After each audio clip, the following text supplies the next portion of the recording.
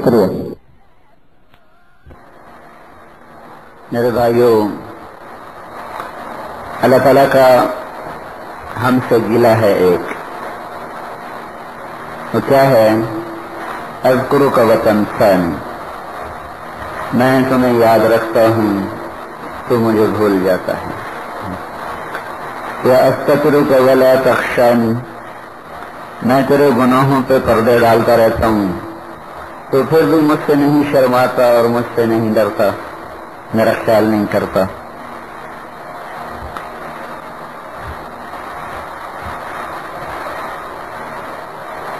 اور میرا معاملہ تمہارے ساتھ ایسا ہے، من تقرب الی تلقیتہ من بعید، جب کبھی تم میں یاد آ جاؤں اور تم مجھے یاد کرنے چل پڑو، میں آگے بڑھ کے تمہارا استقبال کرتا ہوں. جب آدمی گھر سے مسجد کو آتا ہے تو یہ یقین کرے کہ اللہ آگے ہو تو استقبال کر رہا ہے. بند کرو، بند کرو. کتنا بڑا اکرام ہے اللہ تعالیٰ کا. اچھا بھائی بند کر.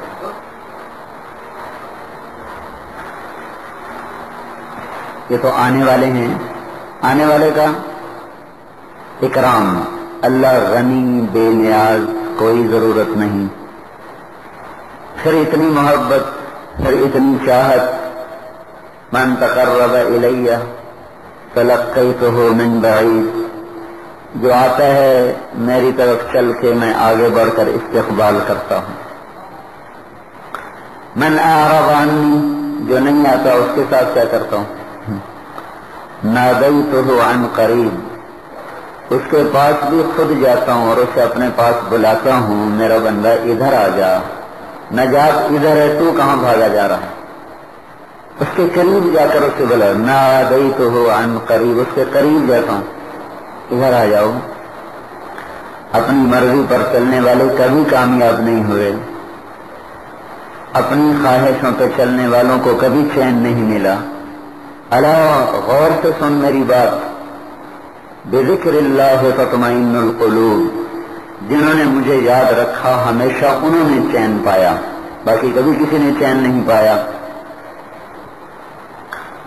تو جس رب کو نہ زمین کی ضرورت، جس اللہ کو نہ آسمان کی ضرورت، جو اللہ نہ عرش کا محتاج، جو اللہ نہ فرشتوں کا محتاج، وہ اللہ جو جنت اور جہنم کا محتاج ہے، وہ اللہ جو نبیوں کا محتاج ہے، وہ اللہ جو رسولوں کا محتاج ہے، وہ اللہ جو کتابوں کا محتاج ہے کوئی نہیں، جو زمانے کا محتاج کوئی نہیں، وہ وقت کا محتاج کوئی نہیں، جگہ کا محتاج کوئی نہیں، دن رات کا محتاج کوئی نہیں، مشرق و مغرب کا محتاج کوئی نہیں.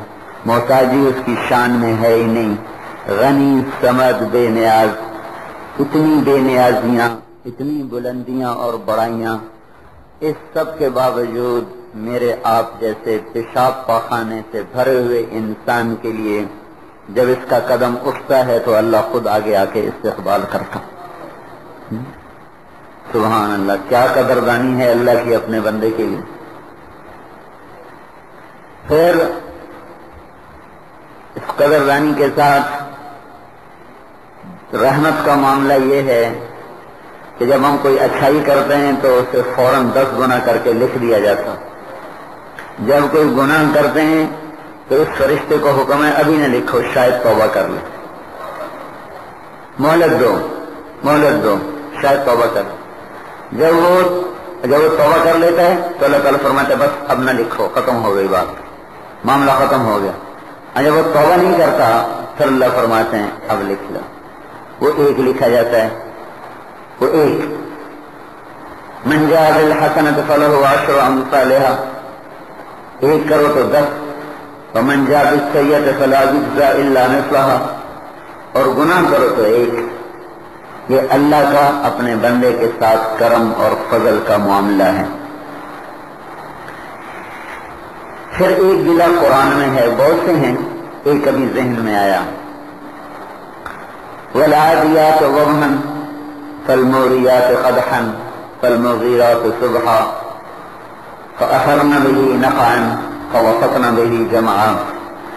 اللہ تعالیٰ گھوڑے کی قسمیں اٹھاتا کہ مجھے گھوڑے کی قسم جو ہانپ کے دوڑتے ہیں، جو چنگاریاں اڑاتے ہیں، جو دشمن جو غبار اڑاتے ہیں، جو صبح کے وقت حملہ کرتے ہیں، جو دشمن کے درمیان میں اتر جاتے ہیں، یہ قسمیں اٹھا کر گھوڑے کی۔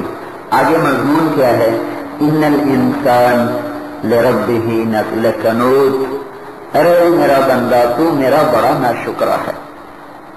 یہ بڑا خوبصورت گلہ ہے اور بڑے خوبصورت انداز میں ہے۔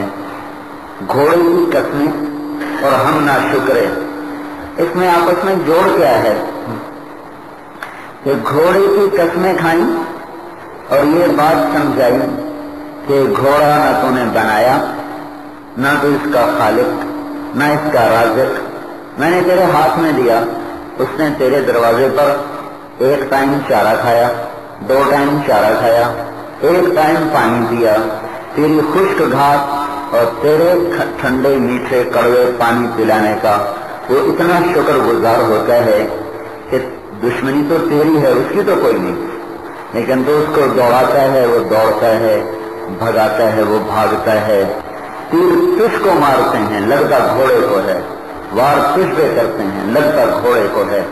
کبھی تیرا گھوڑا تیرے طرف منہ کر کے یہ نہیں شور مچاتا میرے آقا مجھے کیوں برباد کر دیا، دشمنی تو تیری تھی، میرا کیا قصور تھا، لڑائی تو تیری تھی، مجھے کیوں پھنسا دیا، تیر تو تیرے سینے پر دشمن نے مارا تھا، لگا میرے سینے پر، میرا قصور کیا ہے۔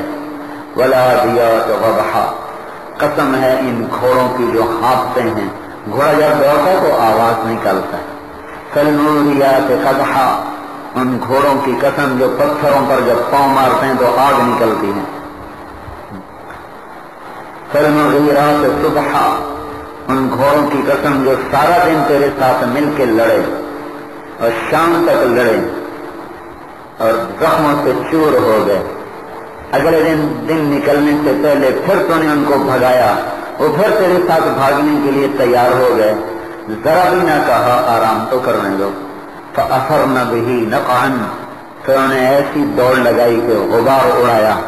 فوسطن به جمعا، دشمن تیرے تھے، حملہ اس نے کیا، لڑائی تیری تھی، جان اس نے پیش کی، عداوت تیری تھی، لیکن اندر تک یہ چلے گئے، کبھی تجھے خیال آیا کہ تیرا گھوڑا تو اتنا تیرا وفادار اور میں تیرا رب، تجھے نطفے سے بنایا، تجھے انسان بنایا، زمین کا فرش بچھایا، آسمان کی چھت کو سجایا، تاروں سے اسے حسین بنایا، دن رات اس میں نظام چلایا، پہاڑوں کو سرسبز کیا تیرے لیے، ہواؤں کو ٹھنڈا کیا، زمین سے چشمے نکالے، سببنا الماء صبا، آسمان سے پانی بسایا، ثم شققنا الارض شقا، پھر تیرے لیے زمین کو چیرا، فانبتنا فیہا حبا وعنبا، اس میں سے دانے اور انگور نکالے، حبا وعنبا وقضبا وزیتونا ونخلا وحدائق غلبا،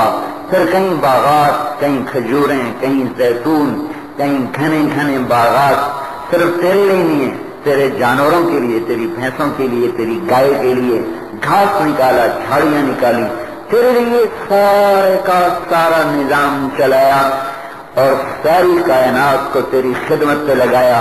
نسقیکم من بین فرث ودم لبنا خالصا، تیری گائے نے پہاڑی گھاس چری، جا کے چشمے کا پانی پیا، کوئی ادھر ادھر خشک گھاس کو منہ مارا، اندر جا کر سے خشک گھاس اور اسی چشمے کے میٹھے کڑوے پانی کو میں نے اپنی قدرت سے ایک طرف سے خون بنایا، ایک طرف سے گوبر بنایا، 2 گندگیوں کے درمیان خون ناپاک، گوبر ناپاک، میں تمہارے لیے پاک سفید مزیدار دودھ کا چشمہ نکال کے تیرے گھر تک پہنچایا۔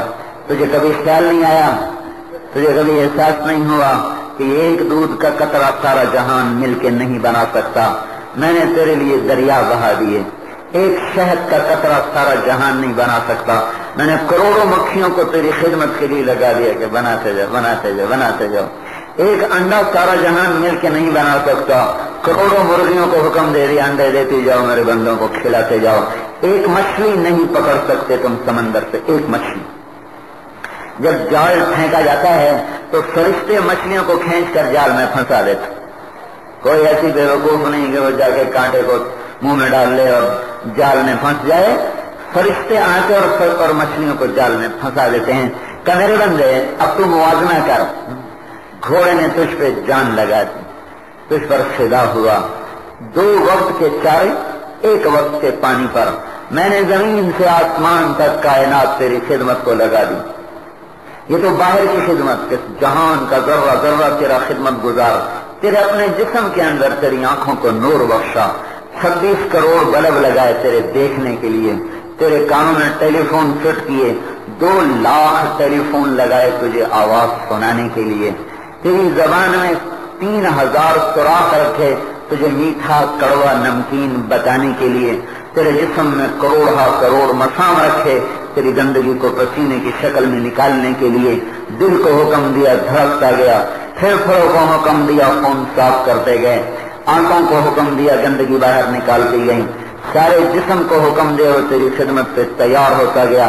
تو نے آنکھ بند کرنا چاہا تو میں نے بند کر دیا، تو نے کھولنا چاہا میں نے کھول دیا، تو نے سننا چاہا میں نے تیرے کانوں کو اجازت دے دی، تو نے چلنا چاہا میں نے تیرے پاؤں کو چلنے کی اجازت دے دی، تو نے کھانا چاہا میں نے تیرے معدے کا منہ کھول دیا، تیرے منہ میں لعاب پیدا کر دیا، تیرے دانتوں میں طاقت پیدا کر دی، تیرے ہاتھوں کو اٹھانے کی طاقت دے دی، پھر تو نے ذائقے چاہے تو میں نے تیرے منہ میں ذائقے بھر دیے، رنگ بھر دیے، تجھے میٹھے کا پتہ بتایا، نمکین کا پتہ بتایا، کڑوے کا پتہ بتایا، ٹھنڈے کا پتہ بتایا، گرم کا چسکا بتایا، ہر چیز کا ذائقہ تیرے منہ میں پیدا فرمایا۔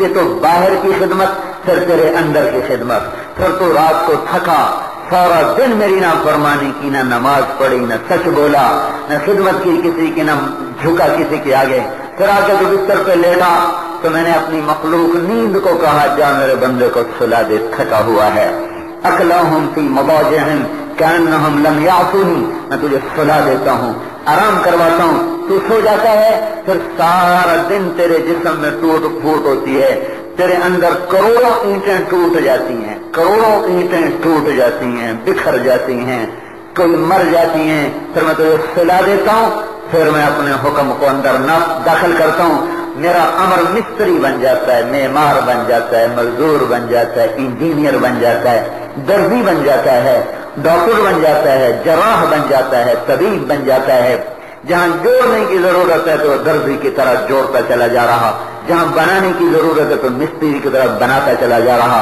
اور جہاں مرہم لگانے کی ضرورت ہے تو تیرے اندر سے جسم سے ایسے میں نکالتا ہوں مادے جو تیرے اندر کی ساری توڑ پھوڑ پر مرہم لگا کے جب تو سو کے اٹھتا ہے تو تیرے اندر کی ساری ریپیئر مکمل ہو چکی ہوتی ہے۔ اب تو تیرے ذمہ تھا کہ تو میرے سامنے سر جھکا تھا، تو پھر میرا نافرمان ہو کر مجھے للکارنے لگ جاتا ہے۔ ہکذا جزاء من احسن الیک، میرے بندے مجھے بتا کیا احسان کا یہی بدلہ ہے؟ فلما ترعرعت وقدرت واستبت عبدک بارزتنی بالمعاصی یا عبد سوء، جب میں نے تجھے جوانی کی طاقت دی، تیرے اندر جوانی کی لہریں دوڑنے لگیں اور تو چلنے لگا، پھرنے لگا، طاقت آ گئی، سوچ آ گئی، ذہن آ گیا، تو بجائے اس کے کہ میرے سامنے جھکتا تو میرا ہی نافرمان ہو کے مجھے للکارنے لگا۔ کیا احسان کا یہی بدلہ ہوتا؟ کیا احسان کا یہی بدلہ ہوتا؟ تو اللہ تعالیٰ کہہ رہا ہے گھوڑے سے سبق سیکھو، تجھ پر فدا ہوا، اور میں نے تو تجھے بنایا اپنے لیے تھا، تو میرا ان الانسان لربہ لکنود، تو میرا ہی ناشکرا بن گیا۔ وَإِنَّهُ عَلَى ذَلِكَ لَشَهِيدٌ، میں غلط نہیں کہہ رہا ہوں، اللہ تعالیٰ کہہ رہے ہیں تیری اپنی زندگی تجھ پر گواہ ہے کہ تو میرا ہی ناشکر ہے۔ بھائیو، محسن سے بے وفائی کرنا، احسان کو تسلیم نہ کرنا، یہ انسانیت کا خمیر ہی، یہ انسان کی فطرت ہی نہیں کہ محسن کا احسان نہ مانے۔ محسن اعظم اللہ تعالی، اس کا سب سے بڑا اس کا ہم پر حق ہے کہ جو کہے وہ کرتے چلے جائیں، یہ ہے لا الہ الا اللہ۔ جو کہے وہ کرتے جاؤ، چلائے تو چلو، بٹھائے تو بیٹھو، بلائے تو آ جاؤ، بھیجے تو چلے جاؤ، نظروں میں جھکانے کو کہے تو جھکا دو، اٹھانے کو کہے تو اٹھا دو، بولنے کو کہے تو بولو، چپ رہنے کو کہے تو چپ رہو، گھر چھوڑنے کو کہے تو چھوڑ۔ لا الہ الا اللہ، یا اللہ تو ہی معبود ہے، وہ ہوگا جو تو چاہتا ہے۔ یہ تبلیغ میں پہلی محنت ہو رہی بھائی کہ ہر مسلمان کلمے والا بنے، اللہ کی مان کے چلے، اس کے حکموں کو پورا کرنے والا بنے۔ اب اللہ ہمارے درمیان کوئی واسطہ تو ہے نہیں، براہ راست تو کوئی حکم آتا نہیں، تو ہمارے اور اللہ کے درمیان ایک ہستی ہے محمد الرسول اللہ صلی اللہ تعالی علیہ وسلم۔ ہمارے اور اللہ کے درمیان ہمیں اللہ سے جوڑنے کے لیے، اللہ کے خزانوں سے دلانے کے لیے، اللہ کے عذاب سے بچانے کے لیے، دنیا اور آخرت کی عزتیں دلانے کے لیے اللہ تعالیٰ نے ہمیں حضرت محمد صلی اللہ تعالی علیہ وسلم کی ذات عطا فرمائی۔ اللہ کے بعد اگر کوئی دنیا کا محسن ہے تو وہ اللہ کا رسول ہے۔ اس اللہ کے بعد دنیا والوں کے لیے اللہ کے نبی سے بڑھ کر کوئی احسان کرنے والا کوئی نہیں آیا۔ سب سے بڑا محسن، محسن اعظم، ساری کائنات کا محسن، عرب و عجم کا محسن۔ کافروں پر بھی آپ کا احسان ہوا کہ جب سے آپ نبی بن کے آئے اللہ تعالیٰ نے کافروں کی شکلیں مسخ کرنا بند کر دی، آسمان کے عذاب ان پر بند کر دیے، زمین کے عذاب ان پر بند کر دیے۔ وما ارسلناک الا رحمتا للعالمین، قرآن آپ کی رحمت کو بتاتا ہے تو سارے عالمین پر آپ کی رحمت کی بارش برستے ہوئی دکھاتا ہے۔ آپ کی نبوت کو قرآن بتاتا ہے تو وما ارسلناک الا کافۃ للناس بشیرا ونذیرا تبارک الذی نزل الفرقان علی عبدہ لیکون للعالمین نذیرا۔ سارے عالم کا نبی، سارے انسانوں کا نبی، سارے جنات کا نبی۔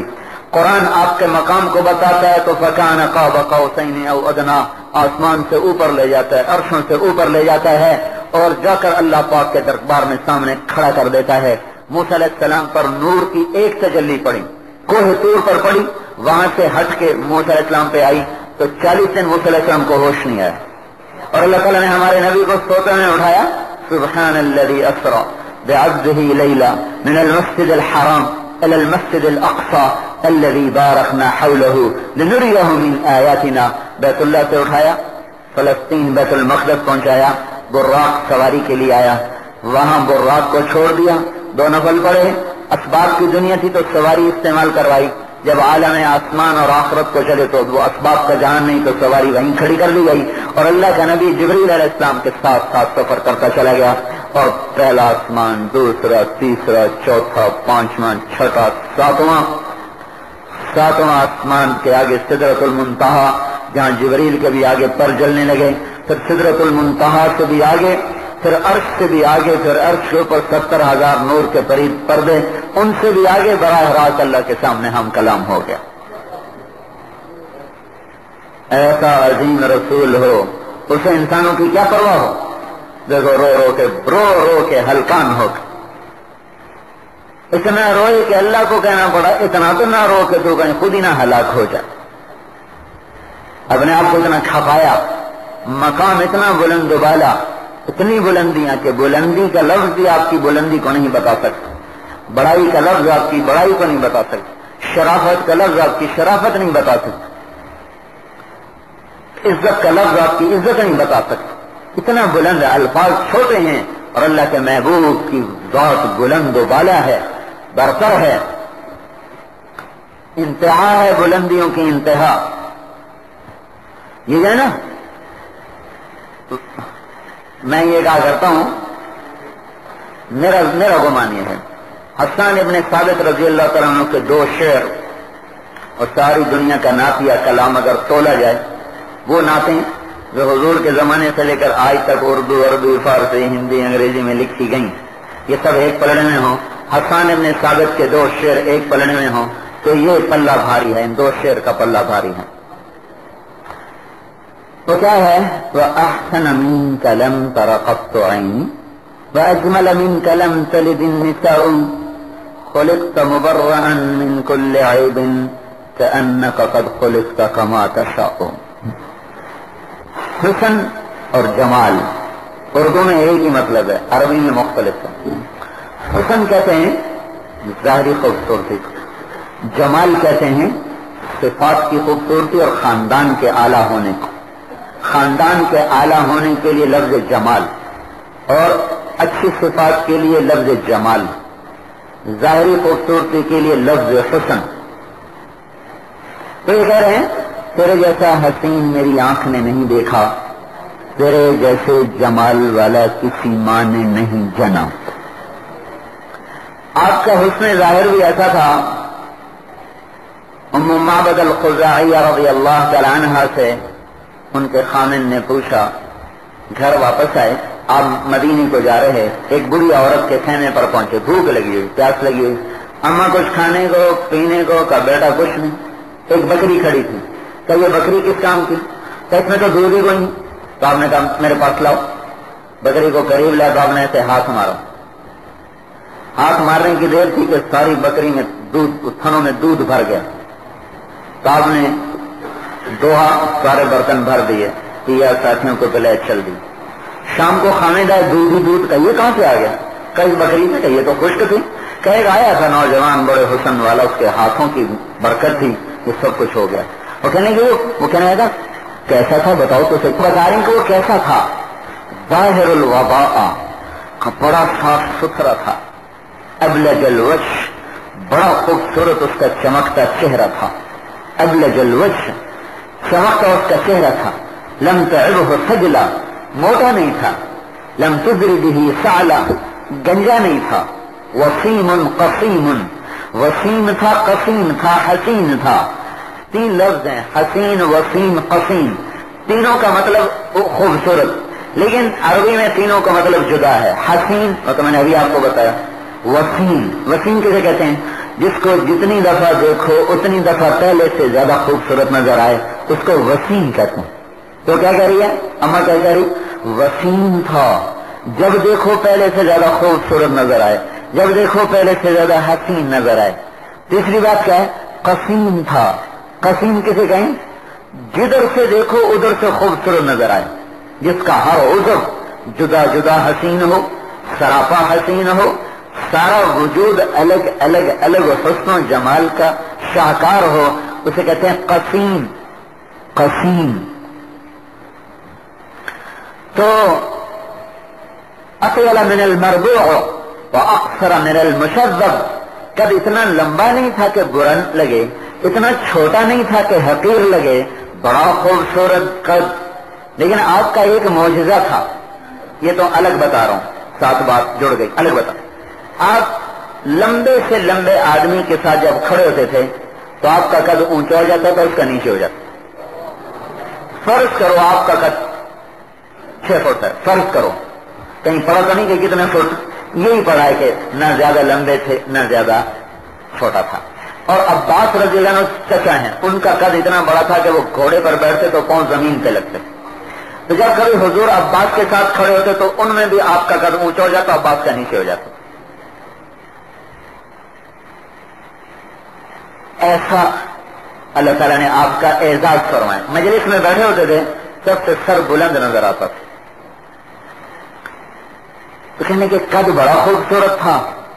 اذا تکلم علیہ البہا، جب وہ بولتا تھا تو نور اس پہ چھا جاتا تھا. وَإِذَا سَكَتَ عَلَيْهُ الْوَقَارُ، جب وہ چپ ہوتا تھا تو ایک وقار اس کے اوپر چھا جاتا تھا. فی صوتہ سحل، اس کی آواز میں ایک جادو تھا. فی اشفارہ وقف، اس کی آنکھوں کی پلکیں بڑی لمبی تھیں. فی عینیہ دعج، اس کی آنکھ بڑی خوبصورت، موٹی اور کالی، موٹی اور کالی اور بڑی خوبصورت آنکھ تھی. فی عنقہ سطع، اس کی گردن بڑی خوبصورت لمبی تھی. ذرا یہ الفاظ کے ترجمے اردو میں ہو نہیں سکتے، بڑے فصیح الفاظ ہیں عربی زبان کے، ان کو اردو میں منتقل کرنا میرے جیسے کام علم کے لیے ناممکن ہے، لہذا میں خالی اس کا قریب کا ترجمہ کر رہا ہوں. فی صوتہ سحل، فی عینیہ دعج، فی اشفارہ وقف، فی عنقہ سطع. سبحان اللہ، جیسے موتی پر ہو رہی ہو، موتی پر ہو رہی. پر اثر آواز، آواز میں جادو، آواز میں روح. گردن لمبی، آنکھ موٹی، پلکیں دراز. ازج الحواجب، ابرو بھرے ہوئے. کماندار، من غیر قرن، درمیان میں بال نہیں تھے، یہاں بال نہیں تھے، بینہما عرق یضرہ الغضب، یہاں ایک رگ تھی جو غصے میں پھڑکتی تھی. محسود محسود انظر الثلاثہ، اس کے ساتھی اس کے گرد ایسے حالہ بنا کے کھڑے تھے جیسے چاند کے گرد ستارے حالہ بنا کے کھڑے ہوتے. وہ ایسا تھا جیسے وہ ٹہنی کا پھول ہو، جیسے خوبصورت نرم و نازک سبز شاخ ہو. کیا بتاؤں کہ وہ کیسا تھا، میرے پاس الفاظ نہیں کہ میں تمہیں بتا سکوں کہ وہ کیسا تھا. وہ کہنے لگا یہ وہ مکے والے نبی کے سوا اور کوئی ہو ہی نہیں سکتا. وہ بدو کہنے لگا چل پیچھے چلیں. دونوں کے نصیب جاگے، حضور کے قدم پڑے، ساتھ ایمان بھی نصیب ہوا. آپ کا حسن و اجمل من کلم تلد النساء، آپ جیسے جمال والا، صفات والا، نسب حسب والا کسی معنی جنا ہی نہیں. خلقت مبرئا من کل عیب، آپ ہر عیب سے پاک پیدا ہوئے، ظاہری عیب سے پاک، باطنی عیب سے پاک، ہر کثافت سے پاک. کأنک قد خلقت کما تشاء، اس ایک جملے کی وجہ سے یہ دو شعر ساری دنیا کے ناکوں پر بھاری ہیں، اس ایک جملے کا، کیونکہ اس میں اتنا بلند تخیل ہو گیا ہے. حسان ابن ثابت کا یہ کیا منظر ہے، اس لفظ سے منظر کیا نکلتا ہے کہ یوں پیش کیا ہے نقشہ حسان نے کہ ایک طرف اللہ وحدہ لا شریک ہیں اور ایک طرف حضور صلی اللہ علیہ وسلم کی روح پر نور ہے، اور اللہ اپنے محبوب کی روح سے پوچھ رہا ہے بتا تجھے کیسے بناؤں، تو بتا تجھے کیسے بناؤں، تیری آنکھ کیسے بناؤں.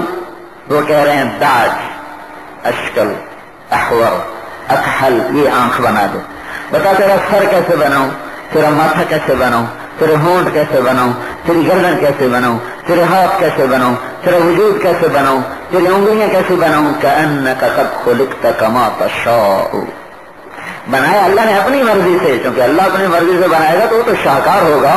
لیکن یہ وہ تخیل پیش کیا ہے حسان ابن ثابت نے کہ جیسے اللہ خود حضور سے پوچھ رہا ہو بتا تجھے کیسے بناؤں، جیسے کہے گا ویسے بنا دے.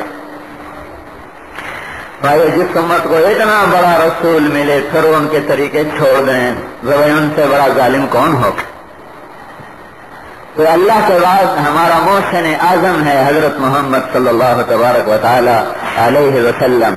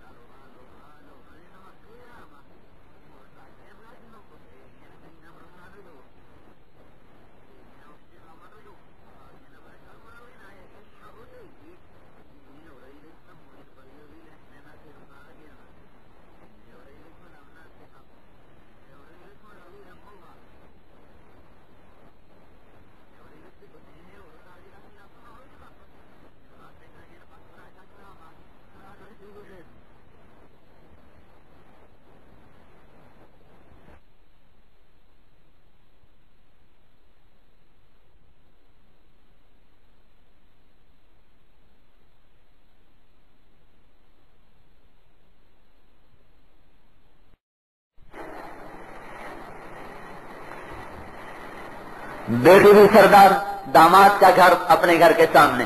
تو اب جو آپ ساری ساری رات روئے ہیں تو کس کے لیے روئے ہیں؟ اب وہ مری والوں کے لیے روئے ہیں، پاکستان والوں کے لیے روئے ہیں، امریکہ افریقہ میں پھیلی ہوئی اپنی امت کے لیے روئے ہیں کہ یہ تو بخشے گئے، آنے والوں کا کیا بنے گا؟ وہ جو نمازیں چھوڑیں گے، وہ جو نافرمانیاں کریں گے، تو ان کا میں کیا کروں؟ ہمارے غم نے رولا رولا رولا کے سینے میں داغ پیدا کر. عزیزن کا عزیز المرجل، جب آپ بیٹھے ہوئے تھے تو آپ کے اندر سے اس طرح آواز آتی تھی، کھولنے کی، ہانڈی کے کھولنے کی آواز آتی تھی اپنی امت کے غم اور صدمے. تو اللہ اور بندوں سے جوڑنے کا راستہ حضرت محمد صلی اللہ تعالی علیہ وسلم کی ذات.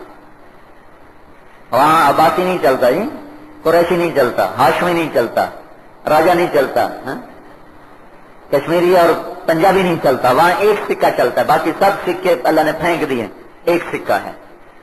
کون ہے؟ محمدی، بس قبول ہے. ابو لہب چچا ہے، ہاشمی سید قریشی ہے، قرآن نے گواہی دی جہنمی ہے. فیصلہ نارن ذات لہب. بلال حبشی کا بیٹا، غلام کا بیٹا. لیکن آپ نے فرمایا جب میں جنت میں جاؤں گا تو میری سواری کی لگام بلال کے ہاتھ میں ہوگی جو میرے ساتھ جنت میں جائے. اتنا بڑا مرتبہ اور مقام. سلمان فارسی ہے، ابو لہب اہل بیت میں سے ہے، لیکن اللہ تعالیٰ نے ابو لہب کو اہل بیت سے نکال دیا اور جہنمی بنا دیا. سلمان ایرانی، عربی بھی کوئی نہیں، قریشی بھی کوئی نہیں. ہاشمی ہونے تو نہ عرب، نہ قریشی، نہ ہاشمی، ایرانی، فارسی. جنگ خندق میں خندق کھودی جا رہی. جب تقسیم ہو گئی مکے والوں کے لیے، مدینے والوں کے لیے. سلمان کے بارے میں جھگڑا ہوا، یہ کن کے ساتھ؟ مکے والوں کے ساتھ یا مدینے والوں کے ساتھ؟ مدینے والے کہنے لگے سلمان ہم میں سے ہے، مدینے میں رہتا ہے. مکے والے کہنے لگے سلمان ہم میں سے ہے، ہجرت کر کے آیا. مدینے والے کہنے لگے اسلام سے پہلے کا آیا ہوا ہے. مکے والے کہنے لگے آیا اسلام کے ہی شوق میں تھا.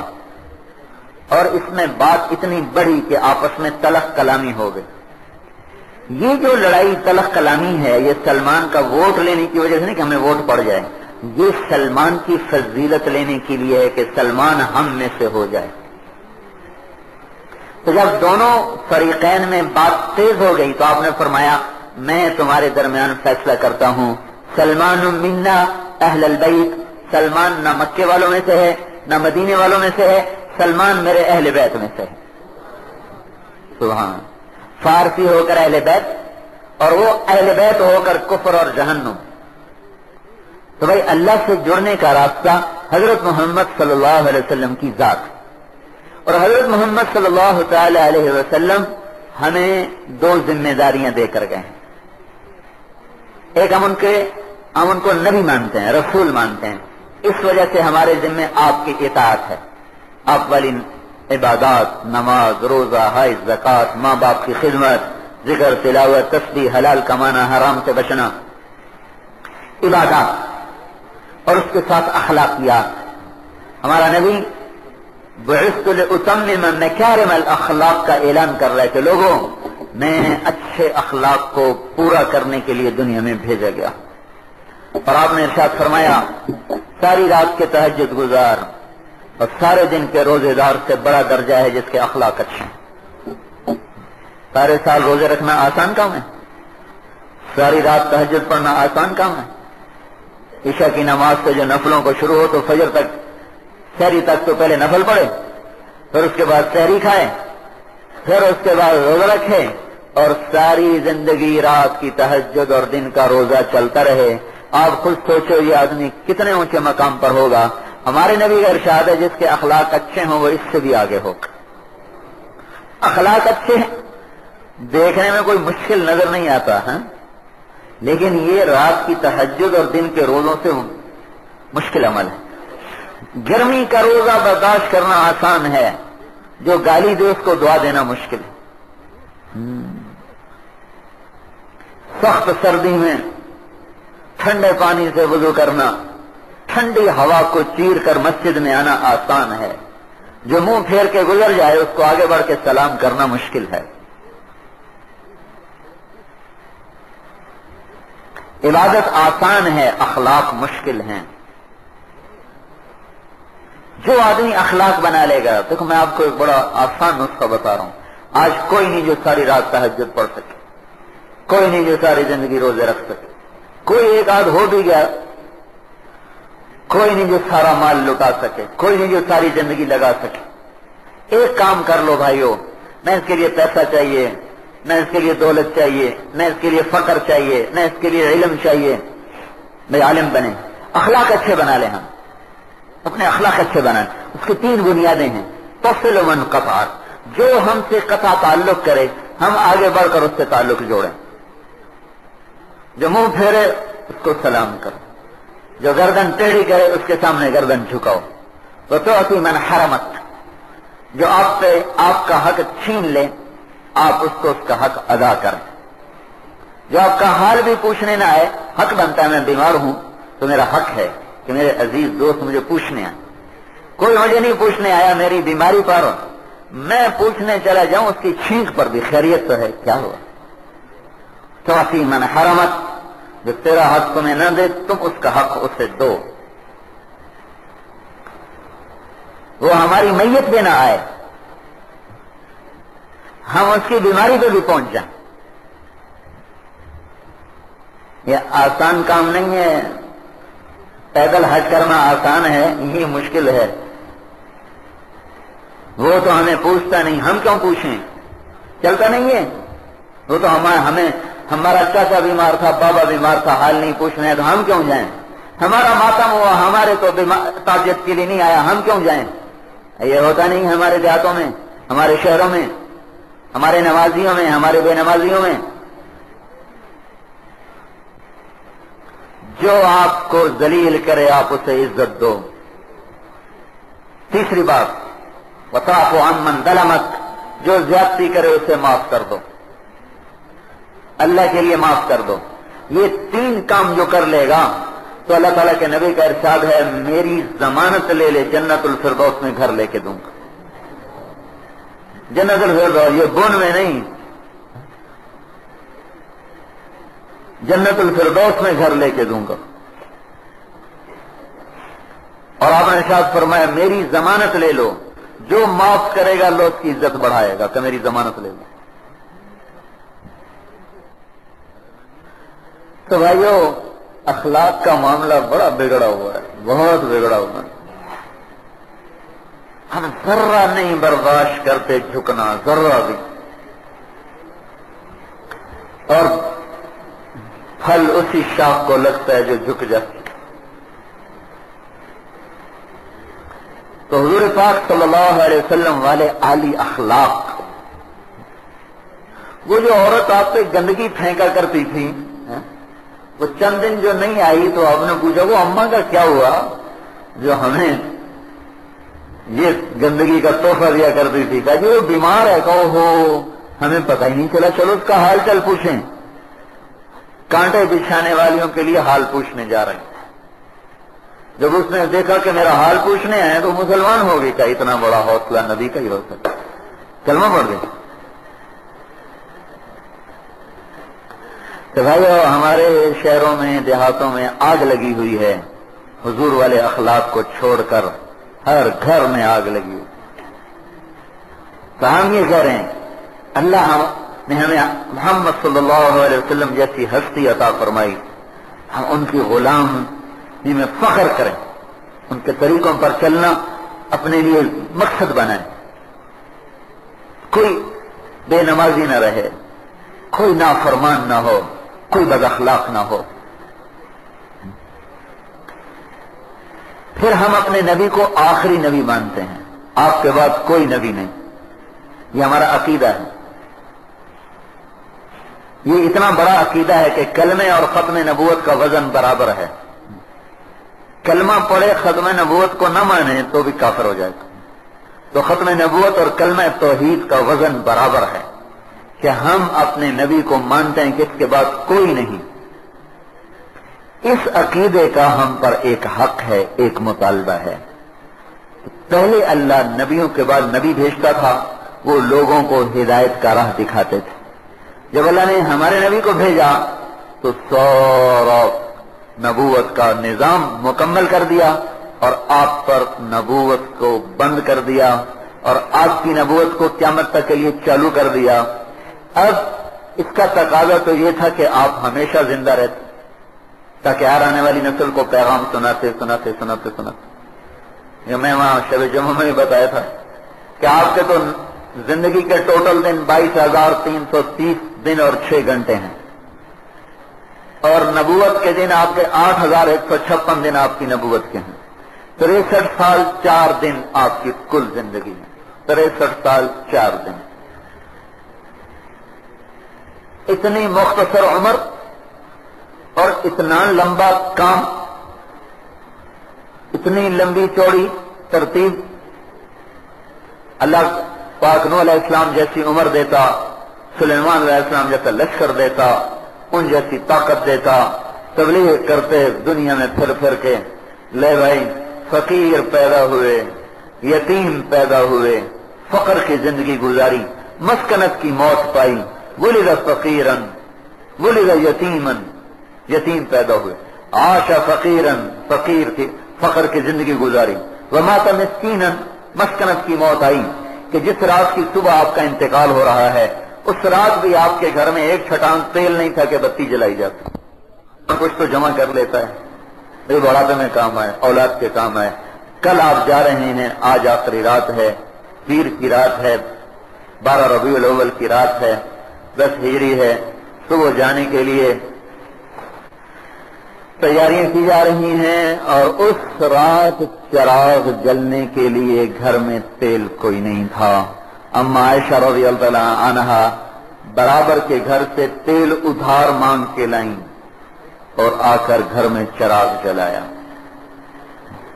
ایسی مسکنت کے ساتھ آپ دنیا سے رخصت ہوئے، اور جب آپ دنیا سے گئے ہیں تو اسلام ساری دنیا میں نہیں، صرف عرب میں پھیلا ہوا ہے، تو آپ ہم سب کے ذمے لگا گئے کہ پوری دنیا کے انسانوں تک اللہ کا پیغام پہنچانا تمہارے ذمے ہے۔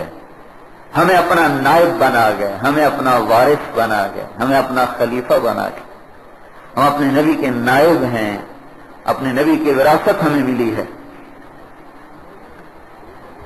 کسی امت نے یہ دعویٰ نہیں کیا کہ انا رسول اور رسول اللہ، میں اللہ کے رسول کا رسول ہوں۔ معاذ بن جبل جب یمن پہنچے تو کہنے لگے اے یمن والو، میں اللہ کے رسول کا رسول ہوں۔ یہ ہمیں عزت حاصل ہے، وہ اللہ کے رسول ہیں، ہم اللہ کے رسول ہیں۔ وہ تو وہ رسول ہیں جن کو اللہ نے رسالت کے لیے چنا، ہم وہ رسول ہیں جنہیں حضور نے چنا کہ تم میرا پیغام آگے پہنچاؤ۔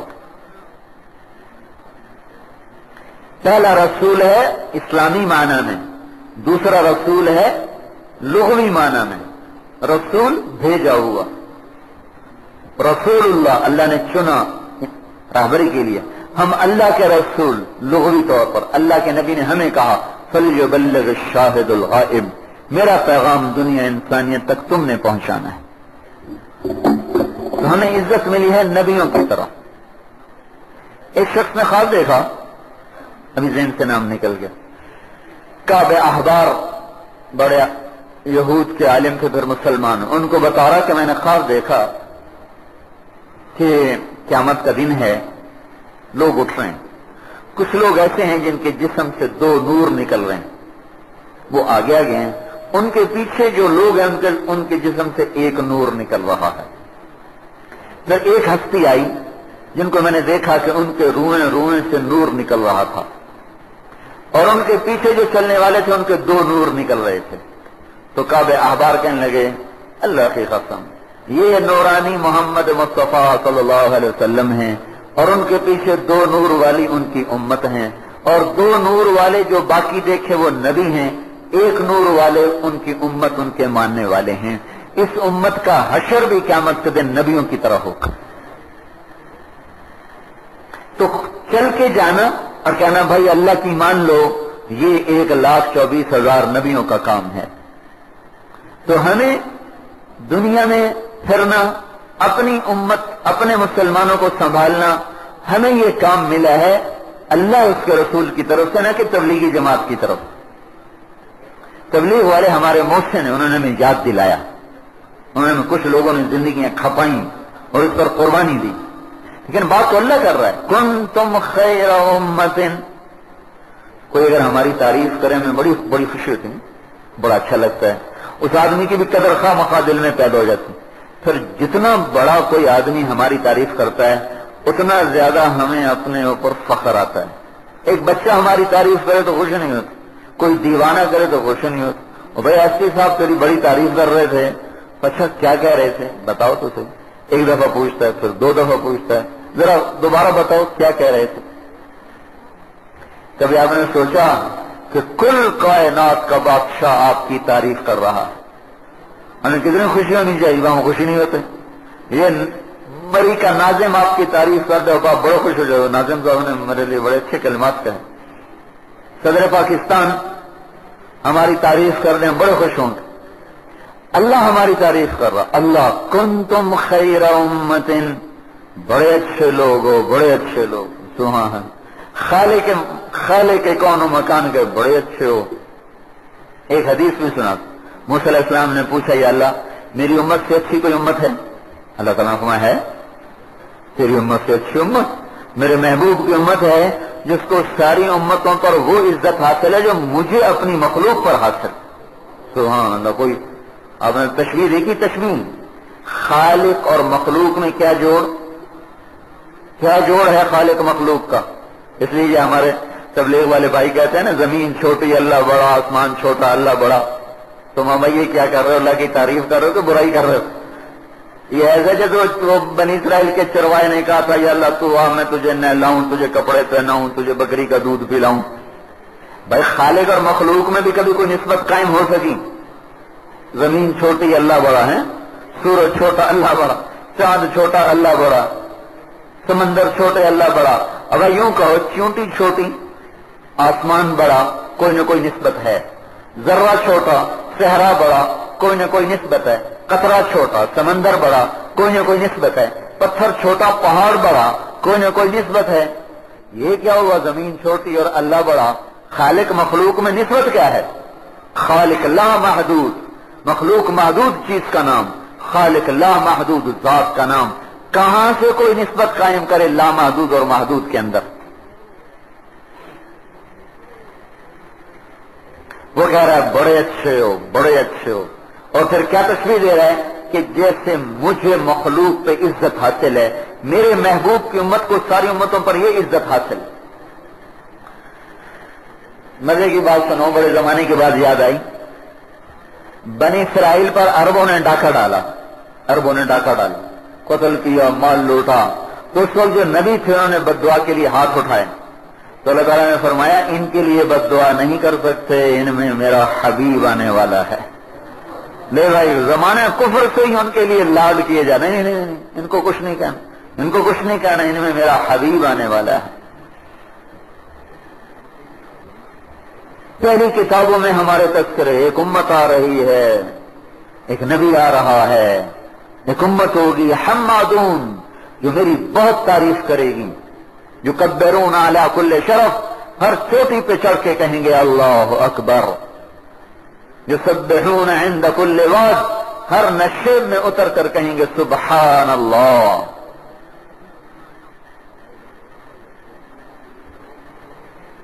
تو پہلی کتابوں میں ہماری تعریف آ رہی. اختم بکتابہم الکتب، ان کی کتاب پر ساری کتابیں ختم کر دوں گا. وبدینہم الادیان، ان کے دین پر دین کامل کر دوں گا. وبشریعتہم الشرائع، ان کی شریعت پر شریعت مکمل کر دوں گا. ہم اولیاء و انصاری، وہ میرے دوست بھی ہیں، میرے مددگار بھی ہیں. یا اللہ، کوئی اللہ کا بھی مددگار ہو؟ وہ میرے دوست بھی ہیں، میرے مددگار بھی ہیں. ہم نے راہ چھوڑ دی، کبھی ہم بھی تم میں بھی چاہت تھی، کبھی ہم بھی تم میں بھی راہ تھی، کبھی ہم بھی تم بھی تھے آشنا، تمہیں یاد ہو کہ نہ یاد ہو. کہ کبھی ہمارے تمہارے بڑے تعلق تھے، تم نے ہمیں بھلا دیا. تو یہ عزت، بڑائی، شرافت اللہ کہہ رہا ہے بڑے اچھے ہو، کنتم خیر امت، بڑے اچھے ہو. یہ تعریف سن کے تو ہم خوشی سے مر جاتے کہ اللہ ہماری تعریف کر. اللہ کو پتہ نہیں تھا کہ یہ آخر میں جا کے نمازیں بھی چھوڑ دیں گے، جھوٹ کو سچ کر دیں گے. سر بڑے اچھے. آگے کہا یا اللہ کیوں اچھے ہیں؟ کہا اخرجت للناس. یہ ایک بات لفظ سے میری سمجھ میں آئی، اللہ کو ہم پہ اتنا اعتماد تھا. اللہ اکبر. ابھی میں نے آپ کو ایک مثال دی تھی کہ میں گیا نیاز صاحب کے پاس، جی ذرا کمرہ چاہیے، سیزن بہت پیک پر ہے، کمرے مل نہیں رہے. میں کہتا جی آپ کے لیے کمرہ ہو گیا. ابھی تو میں نے آنا ہے. کہتے آپ کے لیے کمرہ ہو گیا. آپ کو نہیں دیں گے تو اور کس کو دیں گے؟ میں تو ابھی آیا نہیں ہوں اور ان کا ہوٹل بھی بھرا ہوا ہے. لیکن اس تعلق کی بنیاد پر میں نے کہا مجھے چاہیے. اس تعلق کی بنیاد پر یہ بولے کہ ہو گیا. اب اس کے لیے انتظام کرنا یہ خود سردردی اس کی لیں گے. کیا کروں، کیسے کروں؟ اعتماد. اللہ کا ہم پہ اعتماد یہ لفظ بتا رہا ہے. یہ کام ہی فقیروں کا ہے، لیا ہی فقیروں سے گیا. اور اللہ تعالیٰ نے ان کو ایسا مقام بخشا ہے. عرب سردار آئے، کہنے لگے حضور سے تیرے پاس بیٹھنے کو تیار ہے، ہماری ایک شرط ہے. اب وہ کہنے کہ وہ کیا؟ کہ غریبوں کو اٹھا دو پھر ہم بیٹھیں گے. ان کو اٹھا دو. تو آپ کے جی میں آیا کوئی بات نہیں، اٹھا دیتا ہوں، میرے اپنے ہی ہیں، چلو اسی بہانے یہ میری بات سن لیں گے. آپ نے کہا ٹھیک ہے اٹھا دیتا ہوں. وہ کہنے کہ نہیں، لکھ کے دو، لکھ کر دو کہ جب ہم ہوں گے تو ان میں سے کوئی نہیں ہوگا. تو آپ نے حضرت علی کو بلایا لکھوانے کے لیے. حضرت علی کے آنے سے پہلے اللہ تعالیٰ نے جبریل بھیج دیا. لا تطرد الذین یدعون ربهم بالغداۃ والعشی یریدون وجہہ.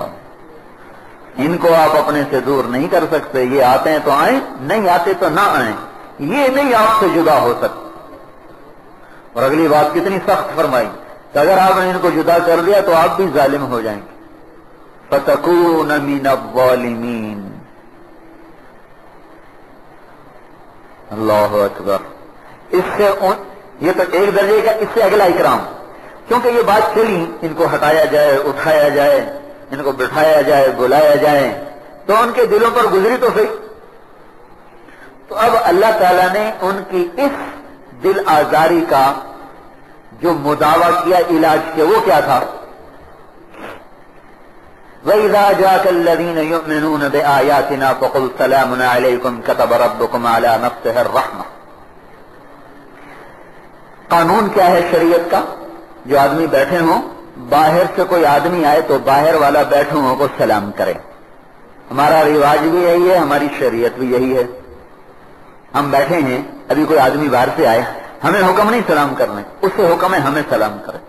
لیکن اللہ نے یہاں قانون بدل دیا.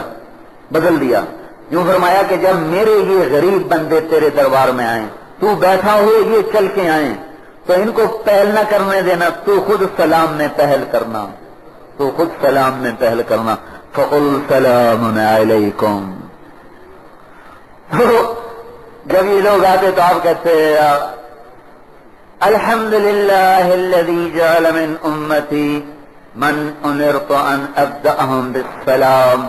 سب تعریفیں اس مالک کی، شکر اس مالک کا جس نے میری امت میں ایسے لوگ پیدا کیے جنہیں سلام کرنے کا مجھے حکم دیا.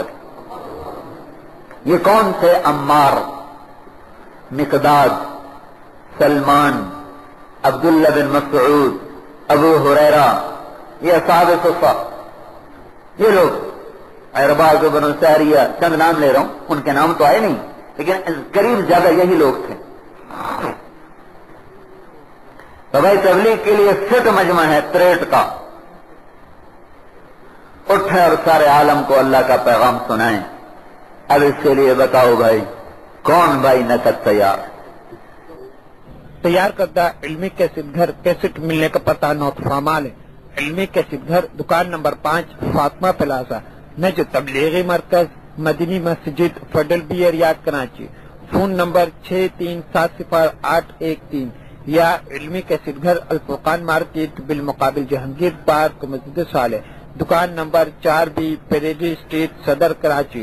Phone number 72370887.